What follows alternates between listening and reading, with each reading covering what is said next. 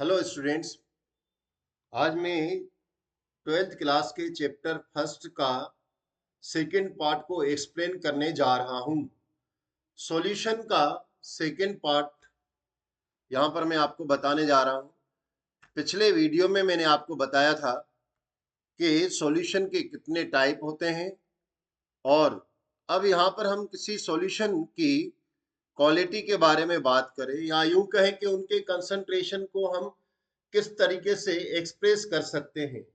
किसी सॉल्यूशन के कंसंट्रेशन को एक्सप्रेस करने के लिए दो मेथड होते हैं। कंसंट्रेशन को एक्सप्लेन करने के दो मेथड हैं।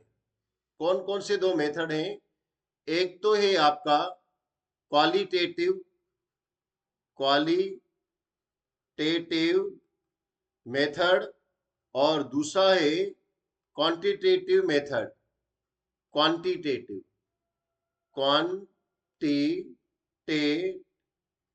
Quantitative method. अब इन दोनों मेथड में क्या डिफरेंस होता है, कौन सा रिलायबल होता है? भाई क्या होता है, जो क्वालिटेटिव मेथड होता है, ये क्वालिटेटिव मेथड में ढेर सारा कंफ्यूजन होता है, यानी इसमें मोर कंफ्यूजन है। मोर कंफ्यूजन कंफ्यूजन इसका मतलब है कि ये लेस रिलायबल है। लेस रिलायबल है।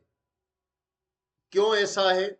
देखिए, क्वालिटी से देखकर हम किसी सॉल्यूशन को कैसे पता लगा पाएंगे कि इसका कंसंट्रेशन क्या है।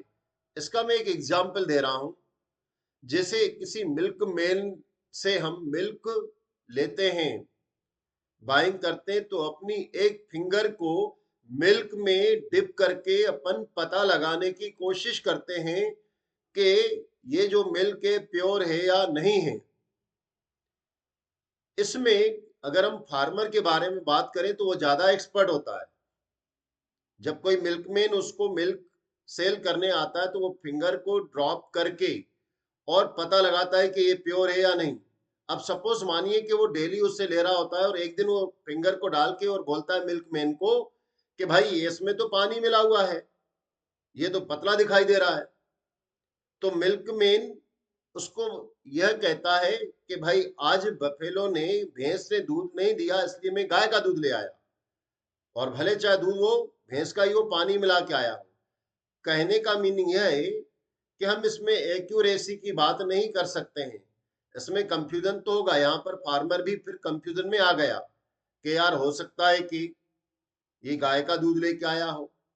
तो कहने का मतलब यह है कि किसी सॉल्यूशन की कंसंट्रेशन को क्वालिटेटिव मेथड से पता लगाना ज्यादा आसान तो भले है, किंतु मोर कंफ्यूजेबल है।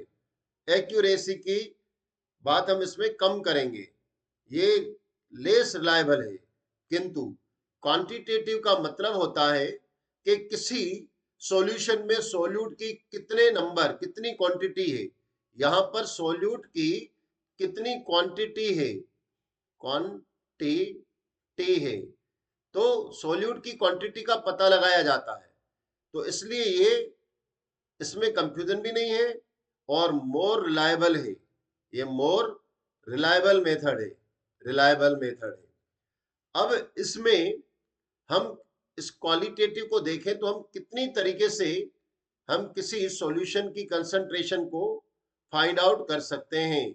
तो किसी सॉल्यूशन की कंसंट्रेशन को फाइंड आउट करने के लिए हम एक तो इसमें मैं देख रहा हूं, हम परसेंटेज के थ्रू, यानी कि यहां ले आ रहा हूं पूरा पूरा, यहां तक कितने मेथड यूज करेंगे देखते हैं। एक तो हम परसेंटेज के बेस पे निकालेंगे, कंसंट्रेशन बता सकते हैं। दूसरा, पार्ट पर मिलियन के हिसाब से इसका कंसंट्रेशन पता लगा सकते हैं। नेक्स्ट है हम इसको इसको स्ट्रेंथ के हिसाब से पता लगा सकते हैं। ये स्ट्रेंथ क्या होती है मैं बताऊंगा। इसके अलावा हम इसको मोल फ्रैक्शन के थ्रू इसका मेजरमेंट कर सकते हैं। नेक्स्ट हम इससे मास फ्रैक्शन से मास फ्रैक्शन से पता लगा सकते हैं, मास फ्रैक्शन। और नेक्स्ट हम इसके मोलालिटी से पता लगा सकते हैं, मोलालिटी, मोलालिटी से पता लगा सकते हैं। और नेक्स्ट से मोलेरिटी, मोलेरिटी से हम इसकी कंसंट्रेशन को पता लगा सकते हैं। इसके अलावा ये बीच में लिख देता हूं, यहां पर जगह कम पड़ रही है। तो एक हम और तरीका नॉर्मेलिटी, नॉर्मेलिटी के थ्रू पता लगा सकते हैं। और हम किससे पता लगा सकते हैं, और हम इसे फॉर्मेलिटी से पता लगा सकते हैं, फॉर्मेलिटी। इतने मैनर यूज किए जाते हैं, इतने तरीके यूज किए जाते हैं किसी सॉल्यूशन का कंसंट्रेशन को फाइंड आउट करने के लिए। इनमें हर एक को मैं यहाँ पर एक्सप्लेन करने जा रहा हूँ। सबसे पहले मैं परसेंटेज को निकालने के बता रहा हूँ कि कैसे परसेंटेज बेस पे इसको हम फाइंड आउट कर सकते हैं। परसेंटेज के बेस पे हम किसी सॉल्यूशन की कंसंट्रेशन को कैसे पता लगाते हैं, तो एक्चुअली ये परसेंटेज होता क्या है, परसेंटेज होता क्या है, परसेंटेज का मतलब है कि 100 पार्ट। ये मान लेते हैं कि 0 से लेके 100 पार्ट है। इस 100 पार्ट में किसी थिंग का कितना पार्ट, जैसे मान लेते हैं कि 10 पार्ट है, यहां से 10, तो 10 पार्ट, 100 पे कितना पार्ट, 10 पार्ट, तो इसको अपन कहेंगे परसेंटेज। तो यहाँ पर परसेंटेज का मीनिंग क्या हुआ कि हाउ मच, केमिस्ट्री में देखें तो how much part of, parts of solute is dissolved, dissolved in 100 parts, 100 parts of solution is known as, is known as percentage, percentage। यहां मैंने परसेंटेज स्पेलिंग थोड़ी गड़बड़ी है, परसेंटेज, परसेंटेज। इसको हम दो तरीके से पता लगाएंगे, परसेंटेज को दो तरीके से निकालेंगे। एक तो हम मास परसेंटेज निकालेंगे, मास परसेंटेज, और दूसरा हम वॉल्यूम परसेंटेज निकालेंगे, वॉल्यूम परसेंटेज। तो मास परसेंटेज किसे कहते हैं भाई? पहले तो परसेंटेज कैसे निकालते हैं मैं एक एग्जांपल दे दूं। मान लेते हैं कि आपके एग्जाम में, एग्जाम परसेंटेज आप कैसे निकालोगे, मान लेते हैं कि आपको एग्जाम में कितने परसेंटेज आए, आपके एग्जाम में 360 मार्क्स आए, कितने में से, 600 में से। तो क्या करोगे, मल्टीप्लाई 100 से करोगे और डिवाइड करोगे तो क्या आ जाएगा, 60%। तो इसी तरीके से परसेंटेज निकाला जाता है, चाहे किसी भी तरीके का हो। तो सॉल्यूशन का भी परसेंटेज ऐसे ही निकालेंगे। मास परसेंटेज का मतलब क्या हुआ कि number of solute according to the mass, ठीक है ना। तो मास ऑफ, ऐसा लिख देता हूं, mass of, part of mass, parts of mass of solute,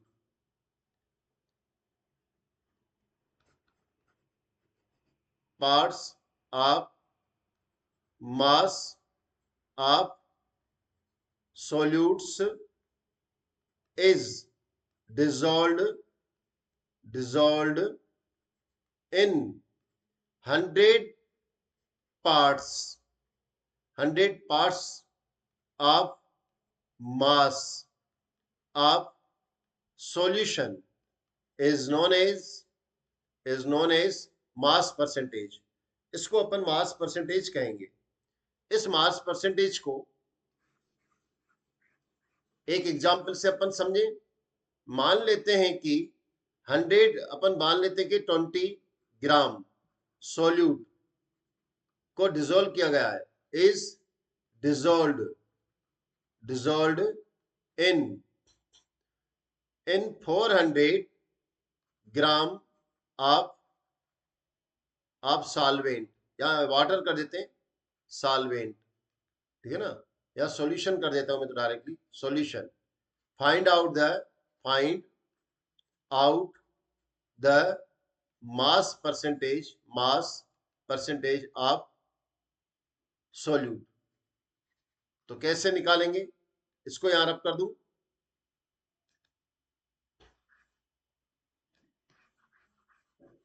volume percentage बाद में देखते हैं। तो कैसे निकालेंगे अपन? तो इसको ऐसे निकालेंगे, mass percentage of solute is equal to mass of solute upon total mass of solvent, total mass of solution into 100। तो क्या हो जाएगा? 10 अपॉन 4, 100 इंटू 100। इसको काट देते हैं तो क्या हो जाएगा? 10 अपॉन 4, इसको डिवाइड करेंगे तो 2 अपॉन 5। तो इस तरीके से ये मास परसेंटेज आ जाएगा। ऐसे ही वॉल्यूम परसेंटेज निकालेंगे अपन। तो वॉल्यूम परसेंटेज की डिफाइन कैसे करेंगे कि part of the volume of the, part of volume of the, यहां लिख देता हूं वॉल्यूम परसेंटेज, वॉल्यूम परसेंटेज। तो पार्ट ऑफ द वॉल्यूम में केवल फार्मूला लिख देता हूं, बोल भरे रहा हूं। Part of the volume of solute dissolve in 100 part of volume of solution is known as volume percentage. तो यहां पर वॉल्यूम ऑफ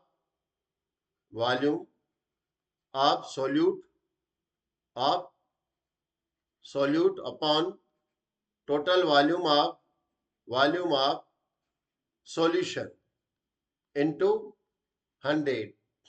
मान लेते हैं कि 10 ml अल्कोहल डिसॉल्व किया गया है 250 ml सॉल्यूशन में। तो इसका मास परसेंटेज निकालना है। तो क्या करेंगे? इसको इससे अपन ने डिवाइड कर दिया, या पूरे से ही कर देते, इसको पूरे को डिवाइड कर देते, तो ये 25 से कर देते हैं। तो 25 से ये हो जाएगा 10 टाइम, और ये 25 से हो जाएगा 4 टाइम, पूरा 100 कट गया। ठीक है ना? फिर 10 से 10 को काट दो, तो आंसर क्या आ जाएगा? 4% वॉल्यूम। इस तरीके से अपन वॉल्यूम को फाइंड आउट कर देते हैं, वॉल्यूम परसेंटेज को। अब नेक्स्ट है पर पार्ट मिलियन। तो पर पार्ट पर मिलियन को अपन निकालने जा रहे हैं। पर पार्ट मिलियन का मतलब क्या होता है? तो देखिए क्या होता है पर पार्ट, मुझे बार बार पहले पर पार्ट बोलो, पार्ट पर बोलना चाहिए, पार्ट पर मिलियन। देखो क्या होता है कि इंग्लिश में अगर पहला होता है 100, फिर मल्टीप्लाई करिए 100 को 100 से, तो ये होता है 10,000, फिर 100 से मल्टीप्लाई करिए, तब होता है मिलियन। और अब देखो मिलियन में कितने जीरो हो गए? 6, यानी कि इजिकल्स टू 10⁶। और बिलियन करना है तो फिर से 100 से मल्टीप्लाई करिए। हमें तो यहां तक ही चलना है, मिलियन, पर पार्ट मिलियन। ये आजकल यूनिट बहुत ज्यादा चलती है ना, पॉल्यूशन वगैरह के कारण। तो पर पार्ट मिलियन, पार्ट पर मिलियन है ना, पार्ट पर मिलियन। ये क्या होता है कि सोल्यूट का कितना सोल्यूट है, number of part of solute, number of parts of solute is dissolved in 10⁶ parts of solution,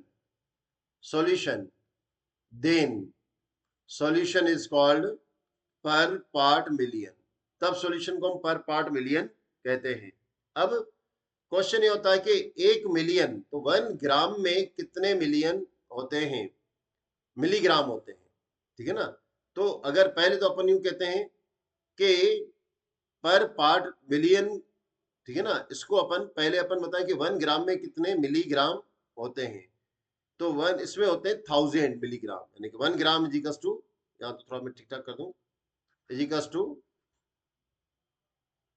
ये याद रखना है 1000 मिलीग्राम। ठीक है ना? और पर पार्ट का तो अपन को मालूम है कितना है, पर पार्ट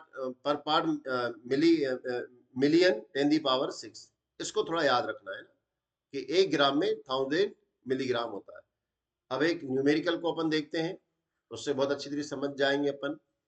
मान लेते हैं कि मान लेते हैं कि 10 ग्राम 10 मिलीग्राम कर देता हूं, है ना।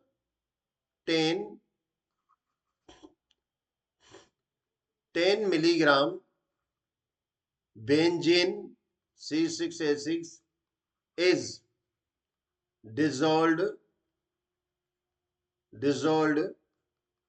in 400 ग्राम of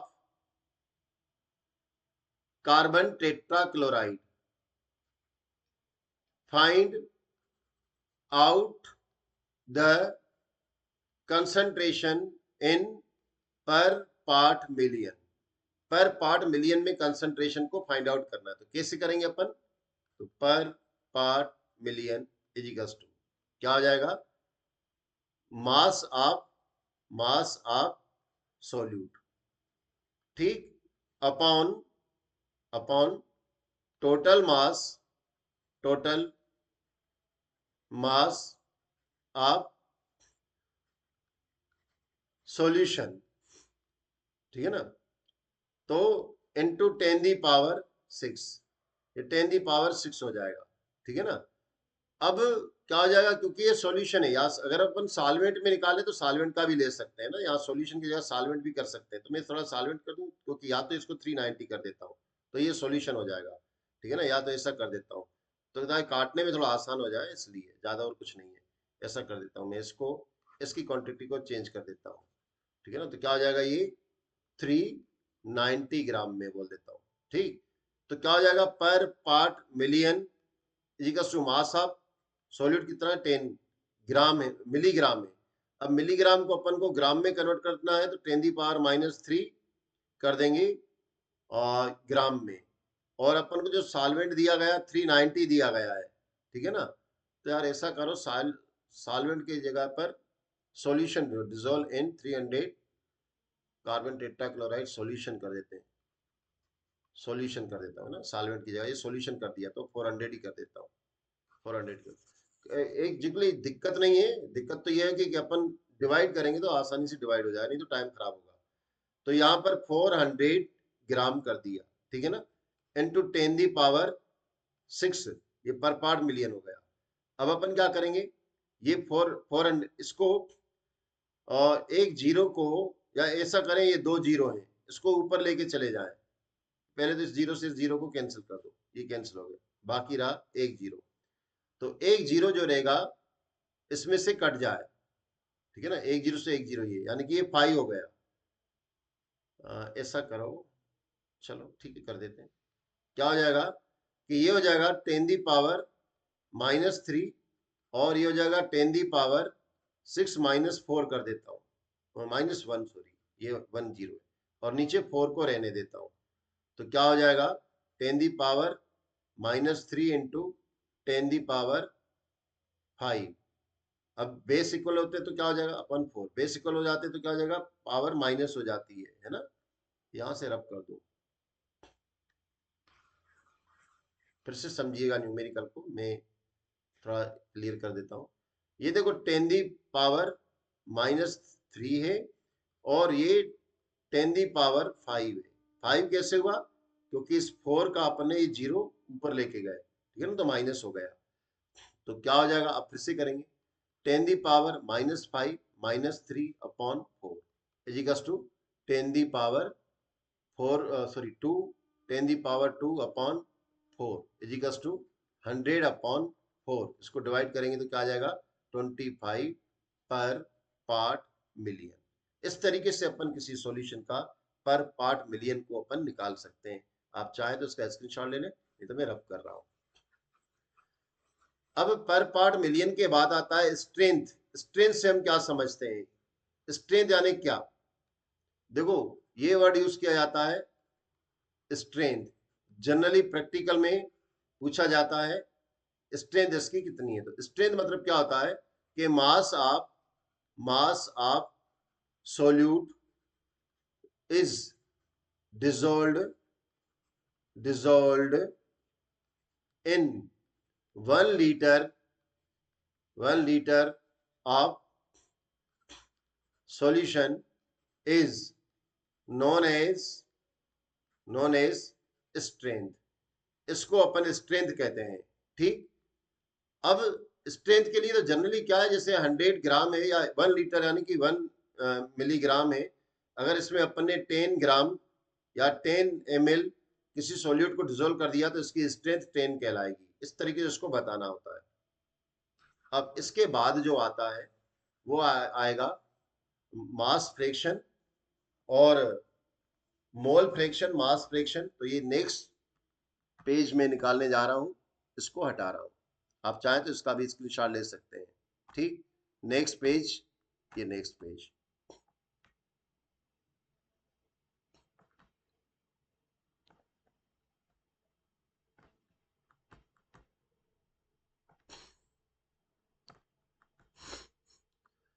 देखिए मैंने स्ट्रेंथ को डिफाइन किया है यहाँ पर, है ना। Amount of solute in 1 litre solution is known as strength. दूसरा है आपके पास, ये मैंने न्यूमेरिकल ही करवा दिया, अपने हिसाब से कुछ भी बता दिया था मैंने, है ना। न्यूमेरिकल तो कोई भी हो सकता है। अब यहाँ पर है मोल फ्रैक्शन। तो मोल फ्रैक्शन किसे कहते हैं? मोल फ्रैक्शन मैं आपको एक एग्जांपल यहाँ पर लिख के बताता हूँ। सबसे पहले तो मोल किसे कहते हैं? मोल, ठीक है, नंबर ऑफ मोल्स। देखिए मैं आपको कह रहा हूं कि आप मुझे 10 मोल वाटर लाके दीजिए। अब आप 10 मोल वाटर कैसे ले आओगे, कैसे गिनोगे? आप कहेंगे सर अगर एक डजन के बारे में बात की जाए तो एक डजन यानी कि 12 क्वांटिटी, और 1 मोल का मतलब होता है 6.023 into 10 the power 23 quantities, entities. तो इतनी एंटिटीज को हम गिनेंगे कैसे? गिन ही नहीं पाएंगे। तो इसको कैसे निकालते हैं, इसको निकालने को देखो। क्या किया जाता है, number of moles is equal to होता है मास ऑफ सब्सटेंस या कंपाउंड, ठीक है ना, upon molar mass, molecular mass, molecular mass, ठीक है ना। तो इसको अपन मान लेते हैं कि नंबर ऑफ मोल्स को कैसे बताते हैं? एन से बताते हैं, एन इज इक्वल टू, और मास को अपन डब्ल्यू से बता देते हैं, और मालिक्यूलर मास को अपन एम से बता देते हैं। इसको कहते हैं मोल। अब मोल फ्रैक्शन, तो अपन मान लेते हैं कि मोल फ्रैक्शन को अपन किससे बताते हैं? मैं पूरा पहले बना रहा हूं, फिर अपन लिखवा दे रहा हूं, है ना। मोल फ्रैक्शन अपन सॉल्वेंट का मान लेते हैं कि सॉल्वेंट का मोल फ्रैक्शन, सॉल्वेंट का मोल फ्रैक्शन एक्स ए है। तब इसको बताना होगा तो कैसे बताएंगे? तो mole fraction X A, number of moles A, ये किसके हैं? सॉल्वेंट के, और total number of mole of solution यानी कि एन ए ये सॉल्वेंट, और नंबर ऑफ मोल सोल्यूट का एन बी मान लेते हैं। तो ये मोल फ्रैक्शन कहलाता है। आगे बस सर में, अब बताने का तरीका क्या होगा? कोई पूछे मोल फ्रैक्शन किससे कहते हैं तो हम कैसे बताएंगे?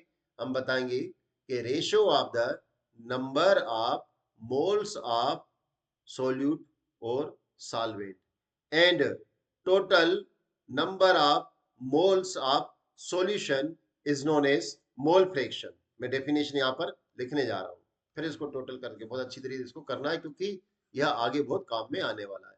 तो यहां लिख देता हूं मोल फ्रैक्शन, ठीक, मोल फ्रैक्शन। तो मोल फ्रैक्शन क्या हो जाएगा? Ratio, ratio of number of moles of solute और solvent to the number of moles of solution is known as mole fraction, ठीक है ना। फिर ये definition, suppose suppose mole fraction of solvent is XA and solvent is solvent है ना, solute बोलना है,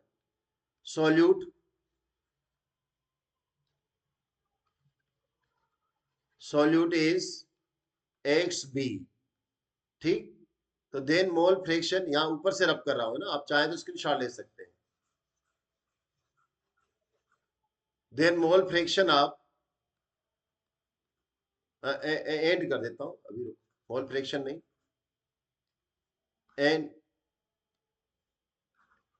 and number of moles of solvent are Na and solute are Nb,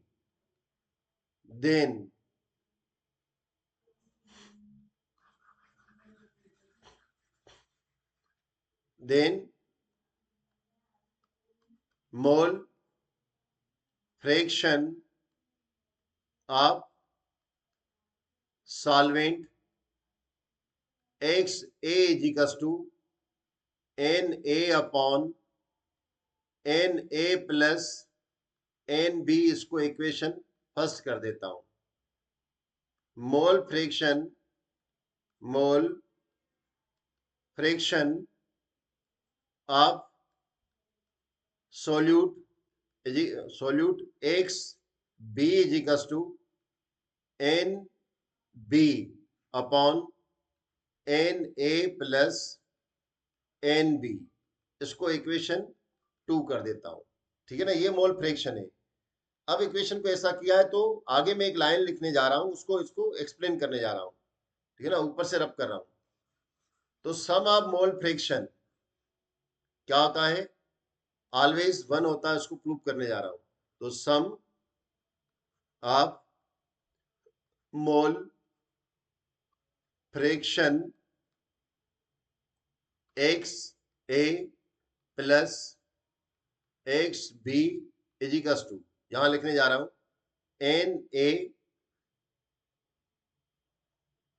upon N A plus N B plus N B upon N A plus N B. ठीक, is equals to, LCM ले रहा हूं यहां पर। ठीक है ना, इन दोनों का एलसीएम क्या हो जाएगा, इन दोनों का एलसीएम हो जाएगा N A plus N B. अब देखो ये एन बी से एन बी कैंसिल हो जाएगा ना, 1 आएगा, 1 का मल्टीप्लाई इस ऊपर हो जाएगा, है ना, मैंने एलसीएम ले रहा हूं ना, तो ये एन ए हो जाएगा। फिर इस पूरे को, ये पूरा क्या हो जाएगा, ये डिनोमिनेटर, और ये पूरा क्या हो जाएगा, ये न्यूमरेटर हो जाएगा। इससे इस पूरे दोनों सेम क्वांटिटी है, इससे इसको कैंसिल कर देंगे, एलसीएम ले रहा हूं मैं, है ना, कैंसिल कर देंगे तो 1 आएगा, 1 का ऊपर जाके मल्टीप्लाई करोगे तो एन बी ही आएगा, एन बी। ठीक, अब देखो इन दोनों को अगर ये रब कर रहा हूं नीचे का, है ना, आप चाहे तो स्क्रीनशॉट ले लें इसका भी, इसको रब कर दे रहा हूं। अब देखो इन दोनों को डिवाइड करेंगे, क्या आएगा, 1 आएगा। मतलब ये हुआ कि sum of mole fraction X A plus X B is equal to क्या हो जाएगा, 1। तो sum of mole fraction is always 1, ये 1 होता है। ठीक, एक बात और, अगर हम मोल फ्रैक्शन के हेल्प से हम क्या निकाल सकते हैं, परसेंटेज निकाल सकते हैं, जैसे, और मास फ्रैक्शन से भी। तो परसेंटेज ऑफ सॉल्वेंट निकालना हो तो कैसे निकालेंगे, percentage of solvent is equal to, तो आपको मोल फ्रैक्शन, ठीक है ना, मोल फ्रैक्शन में क्या करेंगे अपन, ये मोल फ्रैक्शन इनटू 100 कर देंगे, तो अपन को इसका सॉल्वेंट का परसेंटेज आ जाएगा।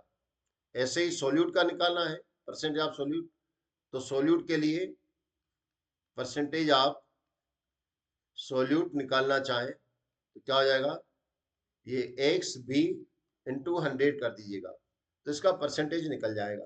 ठीक है ना, परसेंटेज निकाल सकते हैं ये। देखो यहाँ पर निकालने का तरीका भी क्या है, जैसे अगर अपन इसके बारे में बात करें तो नंबर ऑफ मोल्स और टोटल नंबर इंटू 100 करेंगे तो परसेंटेज आ जाएगा। तो परसेंटेज निकालने का ये तरीका है, मोल परसेंटेज निकालने का। ठीक है ना, तो ये हुआ मोल फ्रैक्शन। अब अपन मास फ्रैक्शन को करने जा रहे हैं, इसको मैं रब कर रहा हूँ। नहीं, पहले इसका एक न्यूमेरिकल देख ले, फिर अपन मास पर परसेंटेज निकालेंगे। तो सपोज एक न्यूमेरिकल करने जा रहे हैं, क्वेश्चन है क्या है कि calculate the mole fraction, calculate the mole fraction of solvent and solute when 10 gram, when 10 moles, gram नहीं 10 moles of solute is dissolved in 10 mole solute dissolved in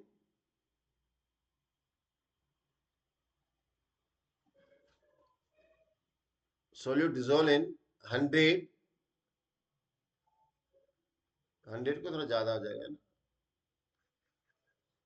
20 कर देता हूँ, 20 moles, 25 moles of सॉल्यूशन। तो अपन को मोल पहले किसका निकालेंगे, अपन अपन को किसका मोल फ्रैक्शन निकालना है, दोनों का निकालना है तो सॉल्यूट का निकालते हैं। तो एक्स बी जी का क्या हो जाएगा, 10/20, क्या ये dissolve in solute, dissolve in इतना सॉल्वेंट में। तो मतलब क्या हुआ, पहले तो यहाँ निकाल रहे हैं कि सॉल्यूट, ये सॉल्यूट का 10 हुआ तो सॉल्वेंट के मोल कितने होंगे, तो moles of solvent equals to हो जाएगा 25 माइनस 10 इजिकल्स टू 15। तो मोल फ्रैक्शन ऑफ इसका निकालना है तो ये क्या हो जाएगा, 10 upon number of mole solute का इतना, सॉल्वेंट का 15, तो 10 अपॉन 25। इसको डिवाइड करेंगे तो अपना मोल फ्रैक्शन आ जाएगा, मतलब इसमें कितना आ जाएगा, ये आ जाएगा 0.4। ठीक है ना, मोल फ्रैक्शन। और ऐसे ही सॉल्वेंट का निकालेंगे तो सॉल्वेंट का लिए क्या निकालेंगे, एक्स बी, सॉल्वेंट का निकालने जा रहा हूँ, एक्स बी इजिकल्स टू क्या हो जाएगा, 20 नहीं 15 है ना, तो 15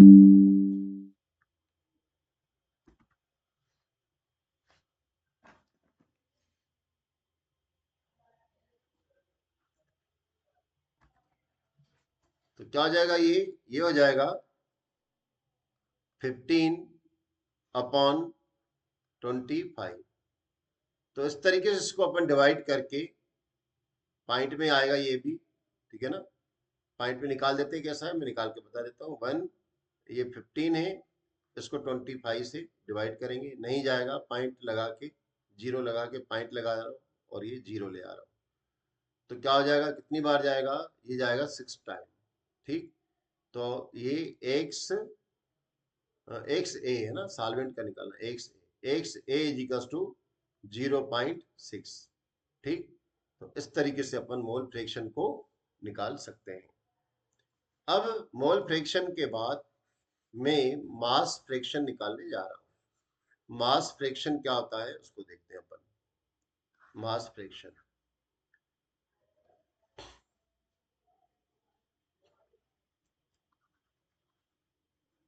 मास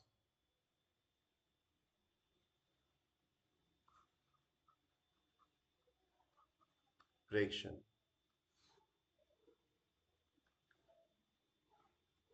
देखो मास फ्रैक्शन का पहले मैं फार्मूला बता देता हूँ क्या हो जाएगा। इसको सपोज अपन सॉल्वेंट का माल फ्रैक्शन, सॉल्वेंट का निकालना है, इसको सॉल्वेंट का माल फ्रैक्शन मोल फ्रैक्शन सॉल्वेंट का मोल मास फ्रैक्शन अपन ए मान लेते हैं और किसी सॉल्वेंट का मास ए मान लेते हैं और सोल्यूट का मास डब्ल्यू भी मान लेते हैं। तो इसका मास फ्रैक्शन क्या हो जाएगा? ये हो जाएगा mass fraction W A W B. मतलब मास फ्रैक्शन को भी अपन कैसे डिफाइन कर सकते हैं? द रेशो, ये भी रेशो होता है, the ratio of the ratio of mass of solvent और mass of solute to the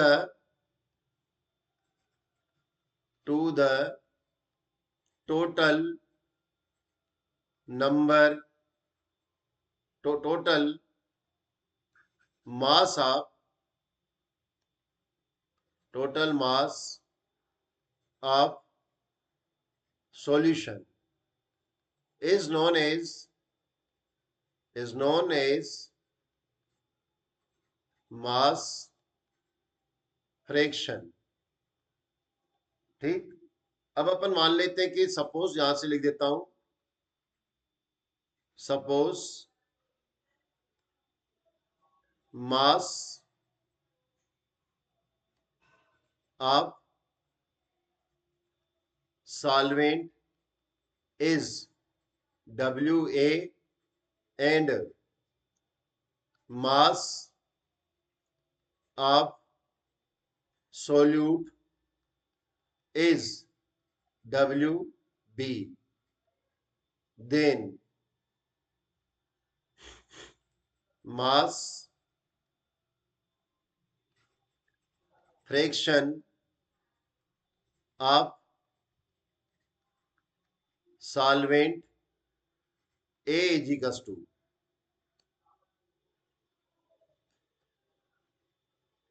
WA upon WA plus WB। इसको इक्वेशन फर्स्ट मान लेंगे। ठीक, अब ऊपर वाले को मैं रब कर रहा हूं यहां से,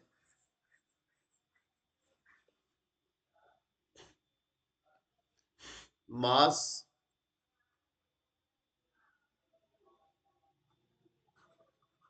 fraction of solute B is equals to क्या हो जाएगा? WB upon WA plus WB। इसको इक्वेशन सेकंड मान लेते हैं। ठीक, अब from adding the equation first and second